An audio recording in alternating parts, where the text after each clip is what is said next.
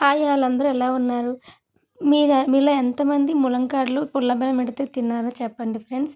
మేము చిన్నప్పుడైతే మా అమ్మమ్మ చేసినప్పుడు తెగ తినేసేవాళ్ళం. ఎందుకంటే తియ్యగుండేది. చాలా ఇష్టంగా ఉండేది మా చిన్న వయసులో అది.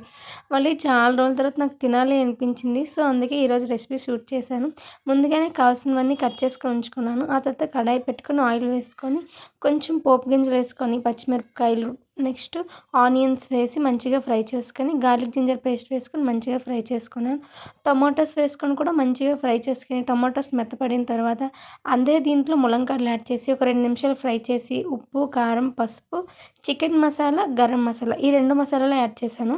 వేసుకొని వాటర్ వేసి కొంచెం ముక్క మెత్తబడే వరకు ఉడికించాను. ఆ తర్వాత లాస్ట్‌లో చింతపండు రసం యాడ్ చేసి, బెల్లం యాడ్ చేసి ఒక 2, 3 మినిట్స్ మంచిగా కుక్ చేసుకున్నాను. కూర దగ్గర పడిన తర్వాత కొత్తిమీర వేసుకొని మంచిగా దించుకుంటే చాలా బావుంటది ఫ్రెండ్స్. ఒకసారి ట్రై చేయండి. గ్రేవీ కన్సిస్టెన్సీలో ములంకాడ ఉంది కాబట్టి ఏదైనా ఒక ఫ్రై చేద్దామని తోటకూర ఫ్రై కూడా చేశాను.